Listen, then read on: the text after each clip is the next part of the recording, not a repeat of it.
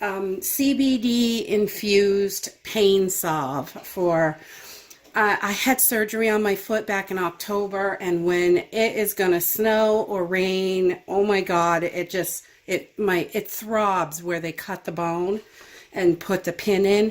So I use this salve for that. And I'm no doctor. This is just what I use for my family and myself, and this works for me. So I just figured I would share it with you.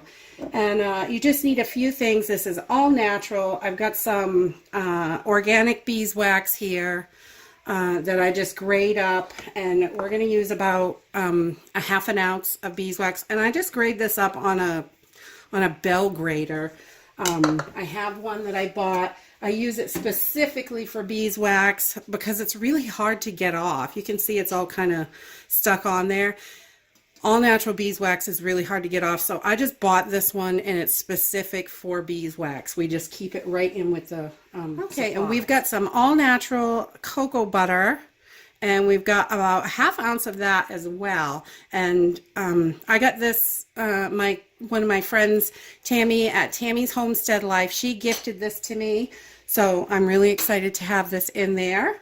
And I also am going to use some CBD infused oil, and you just need some. I'm going to use some containers. This is just a 2-ounce metal container with a screw top, and I like the bigger ones for at home, and then I like to make some small ones so I can either give them to someone that might need it, one of my friends or family, or they're great to throw in your purse. They're tiny and it's easy to take with you. So if you lose it, you're not losing a whole lot, and it's just enough to get you through.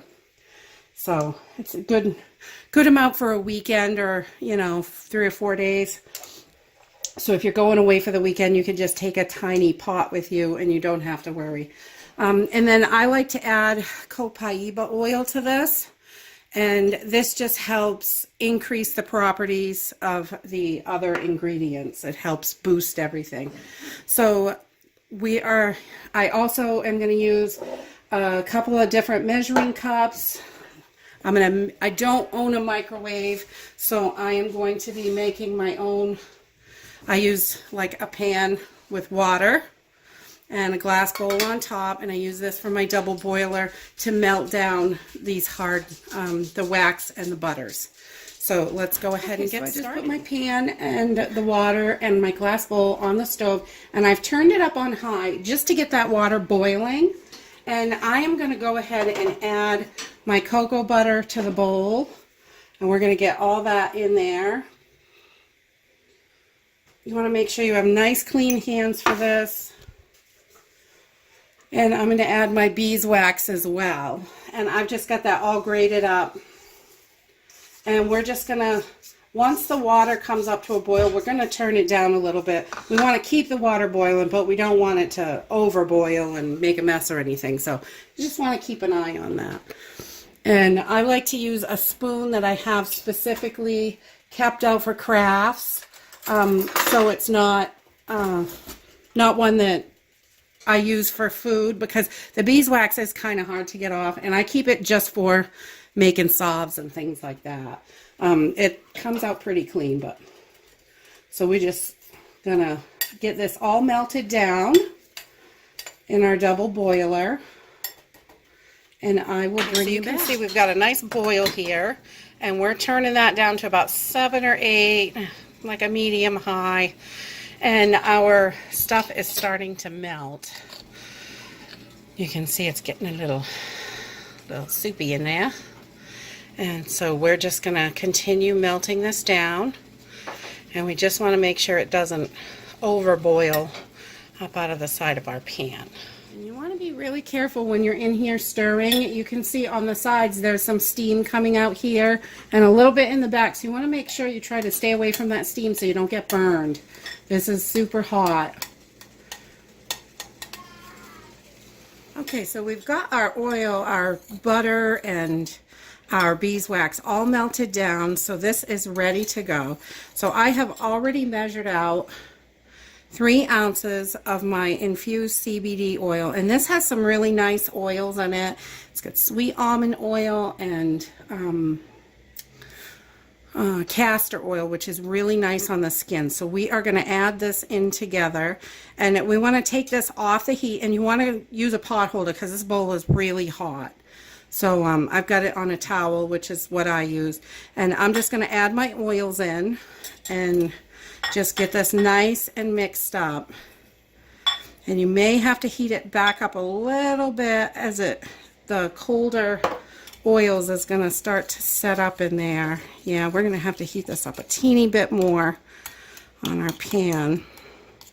Sometimes if the oils, it's kind of cold in here today, so the oil's a little colder, so we're going to have to warm this up just a titch more. I don't like to really cook my oils, but we're going to put this back on the pan and just melt it down. It's just because the room temperature is kind of low, so this oil is kind of made it clump up a little bit more. Okay, so I just put this back on the pan for just a minute, and it melted right down really quick. And I didn't even have to turn the burner on. The pan it's still hot, so it just took a few seconds to get this to where we want it, so it's nice and clear. And so now I'm gonna add my essential oils.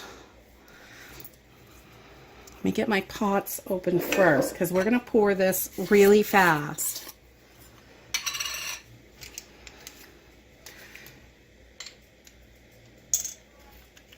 So I just opening up my little pots.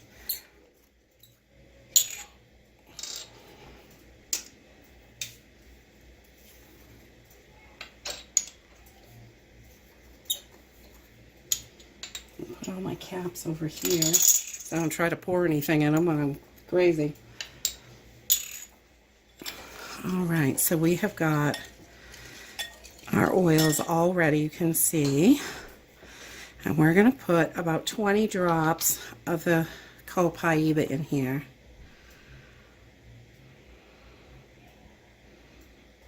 If it wants to come out. This one's a little slow.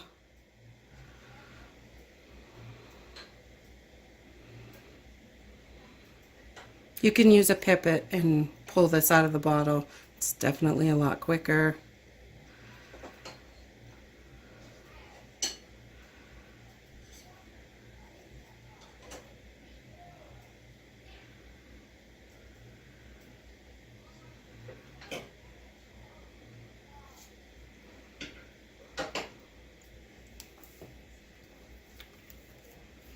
Alright, so we got our 20 drops in there, and I'm going to add just a few, maybe 10 drops of this lemongrass, just because I like the nice fresh scent of it, and it's really good for you too.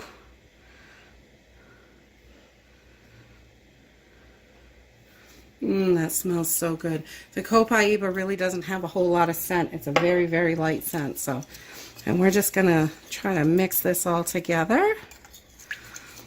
Get this all mixed up.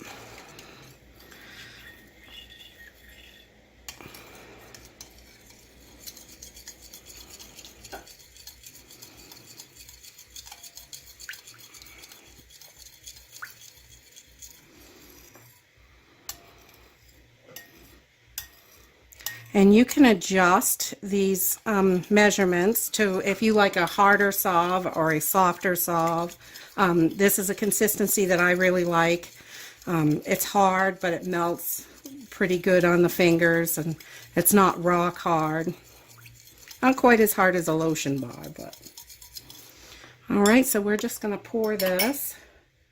Oh, it's cooled down. It's pretty hot still, but not too bad. We're just going to pour this right into our containers. Put some in there. And then put them in our little containers. This is not quite as easy to do with this big bowl. And I'm usually pretty messy with this.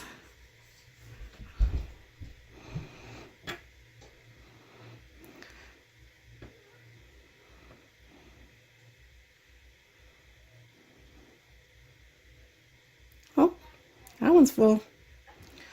We're going to need two more little containers. Not quite enough for a big one. And these are just 5-gram pots, just little jars I picked up off Amazon. They're cosmetic grade pots, so that's what I like to use.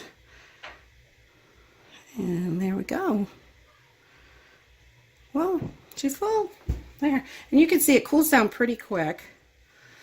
So there's some left in there. You can scoop this out and put it in another pot, which I will probably do because I don't want to waste any of it. Some of these ingredients are, you know, expensive, and there's a lot of good stuff in there.